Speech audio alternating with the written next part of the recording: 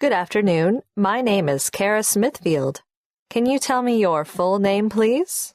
Yes, my name is Hui Zhong. What should I call you? My English name is Holly, so please call me that. Could you tell me where you're from? My hometown is Guangzhou, but now I live in Shanghai. Can I see your identification, please? Here it is. Thank you. Now, in this first part, I'd like to ask you some questions about yourself.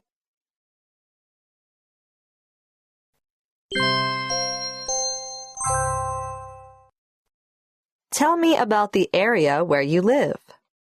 The area I live in is located in the suburbs of quite a big city, but it's a very clean and safe neighborhood, which has lots of young families and old people.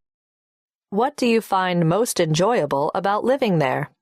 The thing that I find most enjoyable is that we have a garden and lots of parks and reserves nearby my house, so it's quite an attractive area to live in for that reason.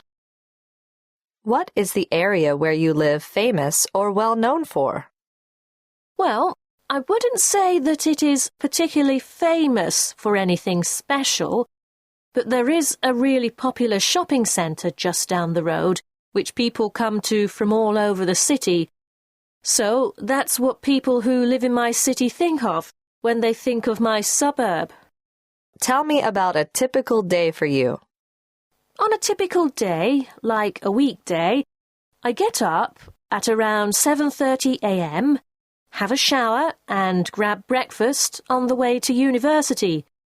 Then it's lectures all day until about 5 p.m, when I get the train home and help my dad cook dinner. After dinner, I might chat with my friends or watch television. Then I go to bed at around midnight. Which time of day do you prefer? I'm not really sure. Probably the late morning, because I think that's when my brain comes to life, just before lunch. I always get a lot done at this time of day. Do you think you will always prefer this time of day? Possibly not.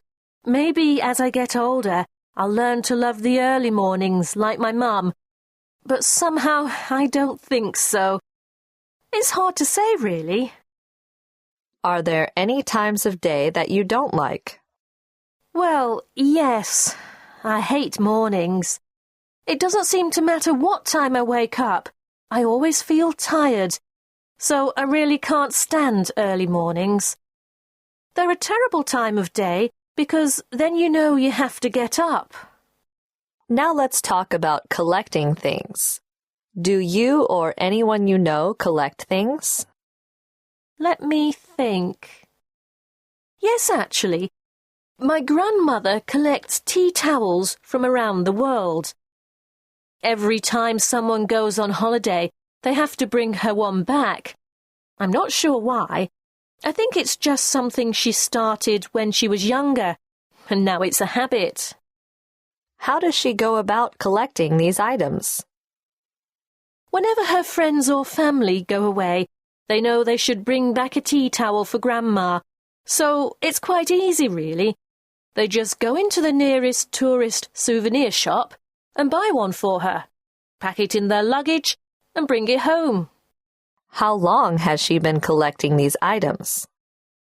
I'm not exactly sure, but I think she started when she and my grandfather went on a trip to Europe, and everything was so expensive that she brought us back tea towels as souvenirs because they were cheap and easy to bring home.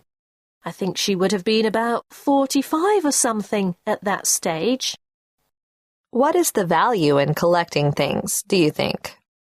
For her, it's a way to feel like she's been travelling to these places. And of course, there is a sentimental value to each tea towel and the story of how she came to get it. Yes, it's mainly sentimental value, I suppose.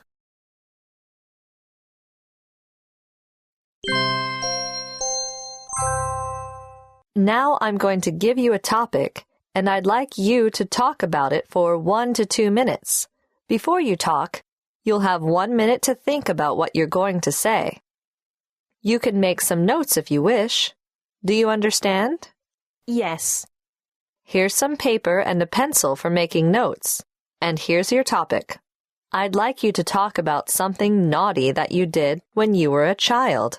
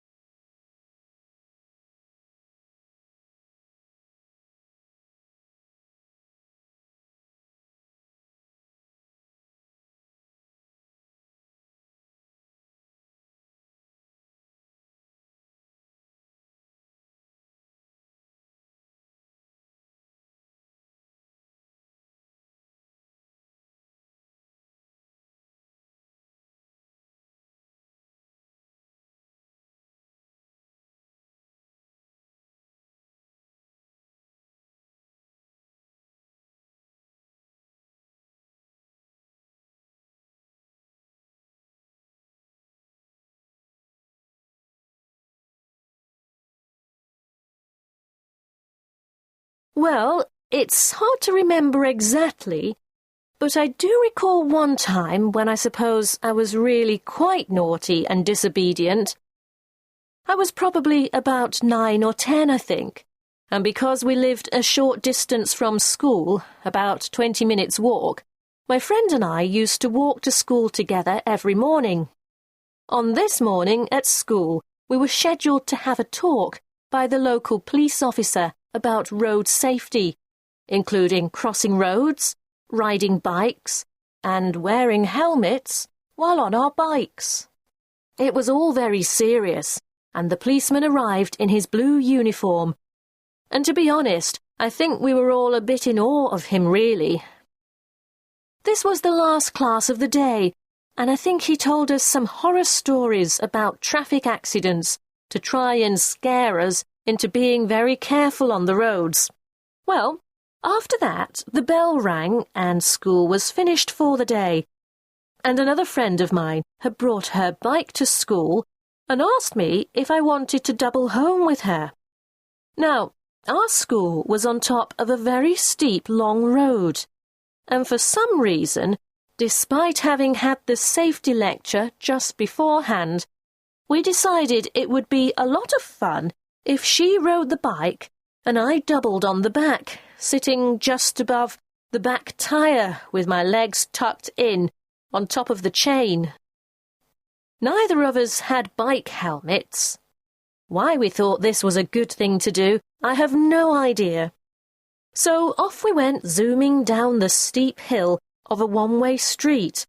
It was great, lots of fun, until, towards the end, she hit a stone, and of course I fell off the bike as it wobbled. The whole side of one leg was grazed and bleeding, and I was bruised as well, not to mention very embarrassed, as there were lots of my classmates who had seen me tumble. But that was nothing compared to facing up to school the next day, when the headmistress put an announcement over the PA system that 2 very stupid girls had been very naughty, especially after the kind policeman had taken the time to try to tell us about road safety. I was absolutely mortified and embarrassed, as everybody knew who it was, of course, and I think my friend was banned from riding to school for the rest of the year. As for the impact the accident had on me, I guess after a while, once the embarrassment had worn off, I was actually quite proud of our rebellion, but perhaps a little more cautious on the back of bikes. Thank you. Did you ever do the same thing again? No, not as a child, anyway. Did you often get into trouble as a child? No, not any more than other children, I suppose.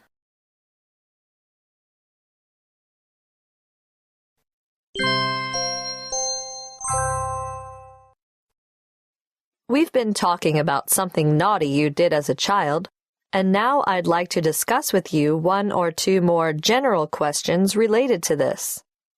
Let's consider first the topic of parental discipline. Some people believe that smacking or using any type of physical violence as punishment against a child is wrong. What's your view?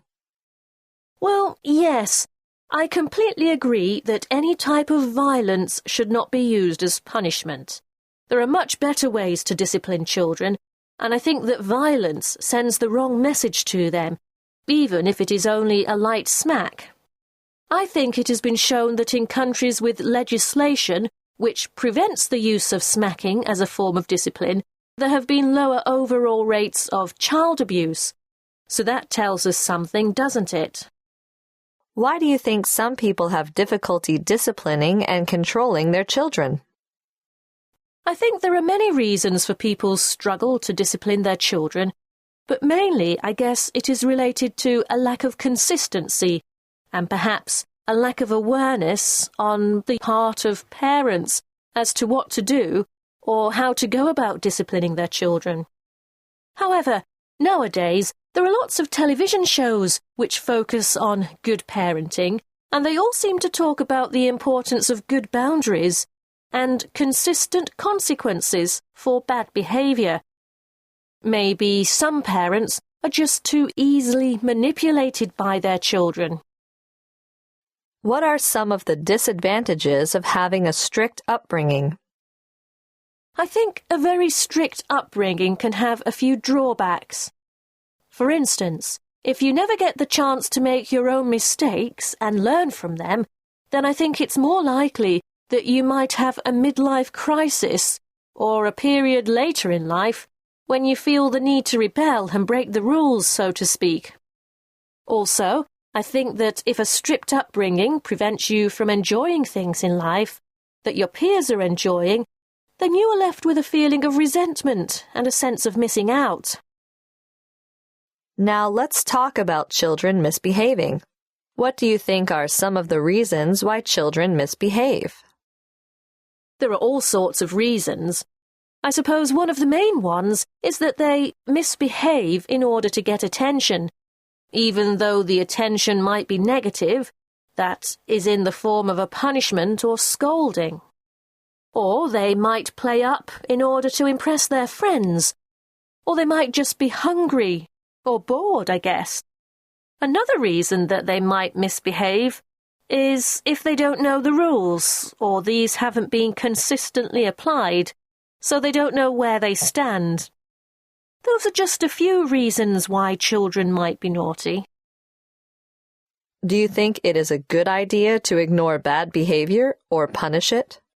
In my view, it's better to punish bad behavior in some way, but it depends on what the bad behavior is.